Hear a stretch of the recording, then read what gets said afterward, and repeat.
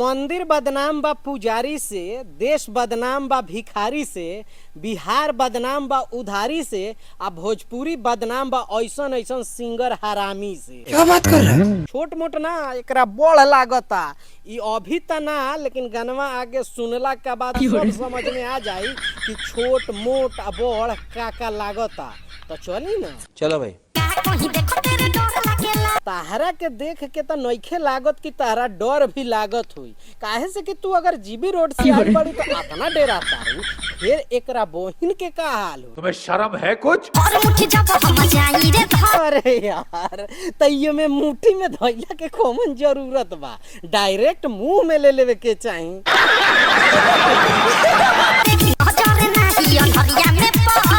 अच्छा ई बात बा। अरे तो खुल के कह न कि रतौंधी ना दिनौंधी धइले बा, काहे से कि तोहरा नु अब एकर मतलब बा कि अब हाथ में या मुंह में लेला के जरूरत नहीं खे, दू ड्रॉप आंख में डालल कर, ई रतौंधी बहुत जल्दी तोहर ठीक हो जाई। नहीं, एकदम रात के फ्रेश लौके लागी।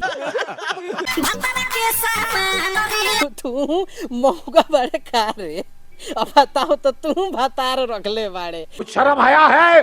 छी छी छी छी। कौन है ये लोग? हमनी के लागत रहे है कि खाली उ बॉलीवुड के उ जो करण जौहर बा उहे बदनाम बा, भोजपुरिया में 2-4 गो बाड़न सो ना। देख लो भाई। भोसड़ी के तू बोला तो ऐसे बाड़े कि जैसे तोरा बहिन के एकदम दूध खानी उजर होई। अरे केतना तोहे समझावल जा, उ सब के नु करिए होला।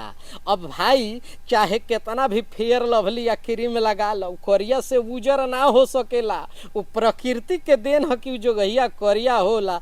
ये बड़ी अच्छी बात कही आप। अब हमरा बात पर तारा थोड़े भरोसा होई ना, भरोसा बात अपना घरे जो हुआ सब के खोल खोल के एक दिन देख ना ले, तब तो भरोसा हो जाई का भाई लोग? ये हम बात सही कहतानी कि ना? ना तो अपन अपन खोल के दिखा ना दे एक दिन, जे आन्हर तो बढ़ले बा बानरो बन जाई। देख ले एक दिन, चला हम मिला तानी, न तो का पता हम अपन देखा दी तो एक बार सीधा यमपुरी में चल जाई। चला बाय बाय, टेक केयर, जय हिंद।